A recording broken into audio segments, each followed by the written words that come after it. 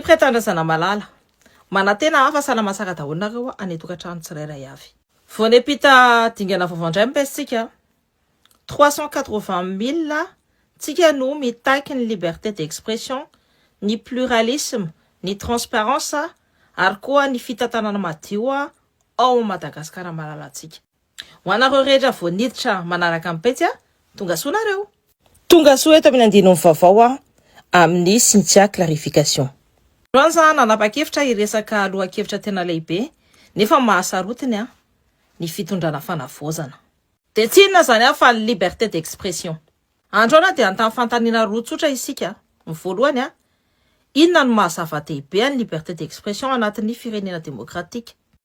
Ny faharoa mbola ao anatin'ny firenena misy liberté d'expression marina ve isika. De toy ny mahazatra manasara ireo sa hijanona hatramin'ny farany. Aza misalasala manao j'aime manao commentaire mizara apartao tsy intervention raha ity. Satria androany tsy hanodikodina resaka atsika. Attachez vos ceintures. On y va. Ao anatin'ny démocratie tena izy dia tsy rendrarendra ny liberté d'expression. Tsy fanomezana koa zany. Tsy tombotsoa fitondrana fa mécanisme entina anara-maso ny fahefana. Ny vahoaka tsy afaka manakihana dia vahoaka atao anompo. Sont fait pour obéir. Ary ny fahefana tsy mazaka ny fanakihana dia tsy fahefana demokratika. Dia ankehitriny io fahafahana io dia lasa fototry ny zavatra rehetra. Satria tsika tsy ao anatin'ny vanim-potoana politika normal. Fa ao anaty tetezamita. Tetezamita avy amin'ny hetsika nataon'ny tanora indrindra ny Gen Z. Ary ao anaty tetezamita ara-politika dia liberté d'expression dia zavatra tena ilaina. Satria ny tetezamita tsisy fanakihana dia confiscation autoritaire du pouvoir. Zany hoe fandrombana amin'ny fahefana amin'ny fomba jadona. Ny tetezamita tsy misy liberté d'expression dia tetezamita confisqué. Dia ao Madagasikara io liberté d'expression io dia zo arovan'ny lalam-panorenana. Satria ny tetezamita ankehitriny dia milaza fa miasa ao anatin'ny fean'ny lalam-panorenana dia ao jerentsika ilay lalam-panorenana. Ity ny lalam-panorenana ny République fahefatra Malagasy. Ao anatin'ny pejy fahefatra andininy fahafolo dia zao ny lazany. Les libertés d'opinion et d'expression, de communication, de presse, d'association, de réunion, de circulation, de conscience et de religion sont garanties à tous et ne peuvent être limitées que par le respect des libertés et droits d'autrui et par l'impératif de sauvegarde de l'ordre public, de la dignité nationale et de la sécurité de l'État. Araka ny toetra raha politika ankehitriny dia afakafakafakana amin'ny teboka telo ity andininy ity. Ny voalohany dia libre parole dia mampatsiahy foana ny vérité politique simple izay hoe tsy manana mandat électoral i colonel Randrianirina. Avy reniko indray tsy voafidim-bahoaka, tsy voafidy tamin'ny fomba demokratika i colonel Randrianirina. Mampiasa fahefana izy, eny. Mipetraka eo amin'ilay toerana izy, eny koa. Fa kosa tsy nahazo fahefana amin'ny vatana tamin'ny latsabatom-bahoaka. Ny fitondrana matanjaka dia tsy matahotra fanontaniana. Ny fitondrana legitima dia tsy matahotra fanakihana. Ty fitondrana ty ve manaky avokoa ny fanakihana? Ny faharoa dia ny parole libre dia mamela ny olom-pirenena anamarina, hitsipaka ary hamakafaka ny ataon'ny fahefana. Ary izay mihitsy tsy tiany sasany. Raha vao manakihana ianao, raha vao manontany ianao, raha vao mangataka kaonty ianao dia lasa ayahiana. Kanefa ny mitsikera fahefana dia tsy famadihana ny Madagasikara. Zo atsika zany, zo anareo zany, zo ako zany, zo atsika arovan'ny lalam-panorenana. Verina amin'io teboka io afaka kelikely. Ary ny fahatelo dia hitatsika fa misy fetrany ilay liberté d'expression amin'ny filaminam-bahoaka sy ny fiarovana amin'ny fanjakana. Saingy mitandrema eto no manomboka le manipulation. Satria zany tsy midika mihitsy hoe ny fanakihana ny fahefana dia azo ovana aux menaces contre l'État. Dia tsy midika zany koa hoe azo raisina ho fahafaly daholo ny olona rehetra. Fantenina tsona indray ana, esa ny limite ny sécurité de l'État sy ny tahotra ny fahefana, la peur du pouvoir. Satria ny fitondrana démocratique dia miaro ny filaminam-bahoaka, zany hoe ny protection de l'ordre public. Fa ny fitondrana autoritaire kosa dia mampiasa ny filaminam-bahoaka ho fialan-tsiny hampanginana ny vahoaka. Dia ministra ny fitsarana mihitsy no mampatsiahy ny mahazava-dehibe ny liberté d'expression, ny fanehoan-kevitra ny vahoaka mpilaminana ao anatin'ny demokrasia tena izy. Dia izao indrindra no lazainy. Fa ny fidinana eny an-dalambe tsy coup de force. Fa zany atao hoe mouvement pacifique. Rehefa mouvement pacifique izy tsy force mihitsy. Anisan'ny ataontsika hoe moyen démocratique ampiasaina ny fidinana an-dalambe. Ary hitantsika anaty Frantsa ary dia anisan'ny expression démocratique tsy voatery hoe hangataka fanalana mpitondra na fanalana zavatra ny Frantsay rehefa midina an-dalambe, fa anisany moyen ataontsika hoe fomba démocratique anehoan-kevitra sy anehoana ny tsy fifaliana hitakina zavatra ny fidinana an-dalambe. Izahay dia manentana hatrany ny malagasy hidina amin'izany, hiditra amin'izay lalana hoe voix du peuple, voix de Dieu, ary ny mouvement populaire no ahafahany vahoaka mampiseho an'izay feon'ny vahoaka. Enareo ve? Tena enareo tsara ve? Mampirisika ny manifestation pacifique ny ministra ny fitsarana, ary mbola miteny ary izy hoe c'est la voix de Dieu. Name ohatra izy momba ny démocratie frantsay, dia iresaka atsika momba ny la France, dia reso ny ohatra mivangana momba ny Jean-Luc Mélenchon. S'il y a une dissolution que vous voulez qu'on fasse, on ira aux élections, mais c'est pas la solution.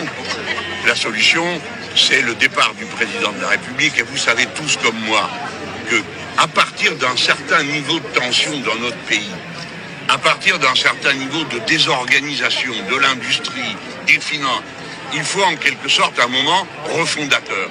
Ça sert à rien de tourner autour du pot avec des combinaisons politiciennes qui n'ont plus rien à voir avec la culture politique des Français. Vous savez ce qu'on vit en ce moment, c'est banal dans plein de pays, mais en France ça passe plus. On n'aime pas ça, les arrangements entre partis qui vont contre leur propre programme, qui trahissent leurs meilleurs amis, tout ça, ça passe plus. Alors tirons-en la conséquence que M. Macron s'en aille. Le slogan Macron dégage me paraît tout à fait adapté à la situation. Enareo pape maso fa i Jean-Luc Mélenchon dia milaza hoe Macron doit dégager. Tsotra ny fantaniko aminareo ahoana i Mélenchon izay miteny hoe dégager Macron, tsy misy fitsarana frantsay ny sambotra azy fa hoe nanao atteinte à la sûreté de l'État. Satria ao anatin'ny démocratie ny fiantsoana ara-politika hoe tokony hiala ny mpitondra. Dia midika fa hiala izy ametram-pialana izy resy ara-politika izy. Ary surtout hiala amin'ny fahefana amin'ny anaran'ny lalàna ara-politika. Ary tsy midika avy hatrany zany hoe andeha hanonga-panjakana. Io fanavahana fototra io no miaro ny ady hevitra démocratique amin'ny fampiasana tafahoatra ny hevitra hoe sûreté de l'État. Ary ny zavatra hitantsika dia mbola ambany lavitra no nataon'ny Mélenchon ny nataon'ny Gen Z teo. Nangataka fotsiny zareo mba tsy hamadika an'ilay fitakiana aradrariny nentin'ny tolom-bahoaka tamin'ny 2025 reny. Zany ihany tsy mihoatra io tsy latsaka io. Dia apetrahako ary ankehitriny ny fanontaniana, mbola misy liberté d'expression ve ao amin'ity fireneny ity? Mbola misy liberté d'expression marina ve ao amin'ity fireneny ity? Mba amaliana izany dia ndao jerentsika ny fanakena pape maso nataon'ny colonel Michael nandritry ny investiturany iny. Nous nous engageons également à entreprendre toutes les actions et mesures nécessaires à l'encontre des ennemis de la République, à réparer les torts subis par les victimes pendant le mouvement populaire et à garantir le libre exercice des droits et libertés fondamentaux, dont la liberté d'expression, au respect de la loi. Discours tsara tare? Satsy zany? Mampihetsi-po be mihitsy. Androany tsy maintsy jerentsika ny zava-misy Satria ny discours politika dia tena manandanja mihitsy par rapport amin'ny exercice du pouvoir. Dia io teny fikasana io dia tsy hoe discours d'investiture fotsiny, fa io dia nampiasaina ilazan'ny vahoaka fotsiny hoe aza mananareo tapahanay le fomba taloha. Fa androany dia azo lazaina fa nampiasaina tamin'ny zavatra hafa koa io fampanantenana io. Voalohany dia zaromena ny opposition ahafahana mametraka illusion hoe ny tetezamita dia demokratika. Faharoa dia nampitony ny fianakaviam-be iraisam-pirenena mba hisorohana ny isolement diplomatika sy ny sazy. Ny fahatelo dia natao azahoana fotoana ametrahana progressivement ny régime militaire. Ary eo indrindra no misy contradiction. Laza ny fitondrana fa te hanova sy hanorina amin'ny Madagasikara amin'ny anaran'ny vahoaka. Fa rehefa ny vahoaka no mitsikera ny tetezamita dia lasa ayahiana ny teniny. Rehefa manohana ny fitondrana izay nizeta dia ilaina izy. Fa rehefa mangataka fanazavana ny izay nizeta dia ayahiana izy. Lasa mampidi-doza mihitsy aza izy. Zay ny contradiction lehibe ary androany maro ny olo-pirenena malagasy mahatsiaro ny tenany hoe voafitaka. Voafitaka amin'ny fisamborana ara-politika ary indrindra voafitaka amin'ny fomba fisamborana azy ireo. Dia zao lazainy Gaël Borgia momba an'izany. Celui à qui les jeunes ont donné le pouvoir et qui les a trahis. C'est ainsi que le mouvement Gen Z 261 qualifie le colonel Michael Randrianirine, ceux qui ont lutté et traversé de nombreuses épreuves pour vous permettre d'accéder au pouvoir. Eh bien, c'est cela aujourd'hui que vous faites arrêter. C'est ce qu'on peut lire sur leur page Facebook. Et il est vrai qu'en une semaine, au moins 6 membres du mouvement Gen Z ont été arrêtés. Certains emmenés à bord de véhicules 4x4 sans plaque d'immatriculation de nuit, laissant leurs proches sans nouvelles pendant plusieurs heures. Alors 3 ont été libérés, 3 sont encore détenus à la brigade criminelle de la police nationale et selon plusieurs témoignages, eh bien certains jeunes ont été maltraités, parfois avec une arme dans la bouche pour leur extorquer des aveux forcés selon lesquels ils auraient reçu de l'argent pour descendre dans la rue. Fiara 4x4 tsy misy laharana tsisy immatriculation zany. Fisamborana an-dalambe mitovy amin'ny kidnapping. Tsy mampatsiahy anareo zavatra ve zany? Le fomba fataon'ny Rajoelina ihany no miverina. Ary mbola pira lavitra mihitsy ny ara satria nisy basy nalefa tany ambava. Dia zany ve ny atao hoe fanavozana? Koa petraka anareo koa ty fanontaniany ty. Mbola eo ambanin'ny fitondran'ny Rajoelina ve tsika? Inona moa ny antony ametrahako an'izany fanontaniany zany? Satria efa film efa hitantsika io. Tamin'ny septembre 2025 etadidinareo fa baba dia nisamborina dia ny procédure mitovy amin'ilay procédure ny tantaran'ny Gaël Borgia iny. Dia tena hoe gros bras farafahakeliny anakenina no tazako akotran'ilay mpamilin'ilay fiara zany. Fa tena hoe tsy sindra fo, tsy maha-olombelona fa tonga dia hoe fisamborana. Rehefa tafiditra tao anatin'ilay fiara dia mbola misy ny fanakendana terena anao selfie ary eo dia alefany tsy fantatro WhatsApp sa mail any amin'ny lehibeany. Ary ty dia tsy maintsy ho teneniko ty ompavararaka ary tena hoe fanambaniana fa izy ela zany miseho mafy be eto amin'ny tanàna tratranay ela mila mandohalika ela mila mifono tadidiny zany. Ary raha hitako le bandy tena tadidiko na le chauffeur nametraka fitoriana izay plainte contre X tsy noraisina tamin'ny voalohany satria incompétent le parquet tokony nandray le fitoriana ekena. Dia hitanareo ve ny endrika ihany ny miova fa ny fomba fanao dia mitovy tanteraka. Dia colonel Michael dia nampanantena rupture tamin'ny fomba fatao taloha dia zany ve no atao hoe rupture. Ny fitohizan'ny didijadona amin'ny endrika masika no hitantsika. Ao anatin'ny état de droit dia ny arrestation dia tsy maintsy mazava, tsy maintsy fantatra hoe iza no mipaiko iza no misambotra, inona no antony ary indrindra inona no zoan'le olona no samborina. Rehefa ny arrestation ny militant na opposant politique na koa citoyen lambda no ataon'ny olona tsy fata-piaviana anaty véhicule banalisé miaraka amin'ny méthode opaque De midika zany fa tsy opération judiciaire fotsiny nataony zareo fa avatra politika no alefa. Ary io avatra io de avatra masika be, avatra brutal be, milaza izy hoe azo alaina nareo na aiza misy anareo, na iza nareo de na oviana de azo paingana nareo. De zany pratika zany de miteraka vokatra politika anankiroa tena mampidi-doza. Voalohany ny tahotra. Ny tena afatra de zao, afaka janona sy potehina ara-politika nareo. Afaka esorina vetivety amin'ny adevitra mpabe-maso nareo. Afaka isolena nareo de afaka humiliena koa nareo, afaka opaina, afaka rorana, afaka ampidirina any am-bavanareo ny basy. De ny faharoa de ny fitohizan'ny didy-jadona. Averin'ny tetezamita reny fomba fanao ny tsikerahantsika reny tamin'ny fotoanan'ny Rajoelina. De midika zany fa tsy notanterahany ny fampanantenana hoe tapahana ny fomba fatao taloha. Tsy misy zany ny respect de la parole donnée. Ary noho izany de mampatahotra be ty fanontaniana ty hoe tena fanavozana marina ve ty fitondrany ty sa fanavozana endrika fotsiny? Ny fitondran'ny colonel Michael de lasa namorona concept vaovao amin'izao fotoana zao, zay atao hoe liberté de non-expression na koa hoe expression non libre.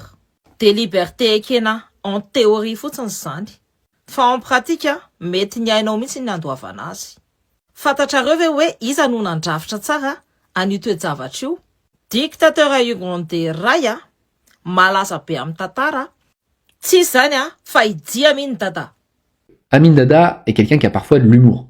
Comme par exemple ce jour fantastique où un journaliste lui a demandé ce qu'il pensait de la liberté de parole, il aurait répondu « Je garantis la liberté de parole, mais pas la liberté après la parole ».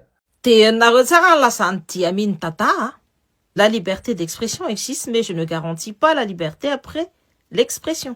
Nareo le izy ankehitriny misy amin'ny endrika ivelany any zo, fa ny fampiasana azy kosa de mampiditra anareo any amin'ny famiretana. Zany hoe afaka miteny ianao fa zakao ny vokany. Afaka miteny tsika en théorie fa mety arahana amin'ny fampitahorana sy ny fisamborana atsika mihitsiny ary koa famonoana atsika. Ary io mihitsy les contradictions novoizin'le communiqué de presse ny ministra ny fitsarana momba ny hery-so. De reo nge le fanambarany andeha ary ahodiny atsika tsotra ty communiqué ty paragraphe par paragraphe. Eo amin'ny paragraphe voalohany hita ny endrika ivelany, milaza fa manara-dalàna saingy tsy misy proof. Milaza amin'ny ministère fa nanara-dalàna sy nanaraka procédure saingy tsy misy élément vérifiable. Tsy misy qualification juridique détaillée de tsy misy proof apabe-maso. Raha politika de communication défensive no nataony. Fa ara-dalàna zany ny légalité de tsy ambara fa aseho. Eza en proof, eza en fait concret, tsy zany na aiza na aiza. Eo amin'ny paragraphe 2 hita ny contradiction flagrante momba ny Gen Z. Milaza ny communiqué fa tsy élément perturbateur ny Gen Z. Saingy juste après de ny justification les auditions natao tamin'ny Gen Z des soupçons de déstabilisation des institutions. De inona zany ny dikan'izany? Tsy perturbateur zany zareo nefa manakorotana. Azava ho amiko ny logique. Eo amin'ny paragraphe 3 de hita eto ny soupçons juridiquement insuffisants. Miresaka échange par SMS et WhatsApp miaraka amin'ny olona aiahina ny communiqué. Fa tamin'ny novina koa no ampianodrona atteinte à la sûreté de l'État ny fifanakalozana message. Mazava en code pénal malagasy il exige un attentat, mitaky attentat zany, na koa une tentative ou un complot. Zany hoe fanapahan-kevitra ny ombonana de ny aretena miaraka amin'ny olona maromaro pour commettre un acte insurrectionnel concret. De ny message WhatsApp zany tsy complot zany fa conversation resaka fotsiny. De amin'ny paragraphe 4 hita eto ny contradiction ultime manamafy ny communiqué fa manana fahafahana maneho ny heviny a Ierso. Nefa sady mampatsiahy ihany izy fa napetraka teo ambanin'ny fanaraha-maso ny fitsarana Ierso. Fahafahana ambany fanaraha-maso zany. Zany hoe liberté surveillée. Milaza ny fanjakana fa manaiky zoray a saingy mbola manao pression juridique koa. Ara-politika mazava be ny havatra. Afaka mitenenao a fa misy menace permanente eo amin'ny lohanao. De io lojika io a de manafona tanteraka ny votoatin'ny article 10 ao amin'ny lalam-panorenana. Satria ny liberté fototra de tsy tombontsoa omena eo ambanin'ny teritery. Tsarovy le nasehoaka anareo teo aloha teo. De eo amin'ny paragraphe 5 no atao hoe liberté encadrée. Io ny tena mampatahotra sy mampanahy indrindra. Manaiky ny liberté d'expression ny ministère fa entouré ny avertissement io a sur l'ordre public et les influences malveillantes. De raha dika mazava de zao lazain'ny fanjakana. Afaka amin'ny teninareo a fa samy manapa-kevitra avy eo hoe aiahina ve ny teninareo. Mampatsiahanareo an'izy zany, idia miny tata. La liberté d'expression existe, mais je ne garantis pas la liberté après l'expression. Zany misy ano mitranga ao Madagasikara amin'izao fotoana izao. Toy ihany fa vidéo mahafinaritra amin'izao a, tsy qualifié hoe danse illégale en zone rouge. Na koa hoe tentative anakorotanana ny sain'ny tanora amin'ny mouvement de bassin.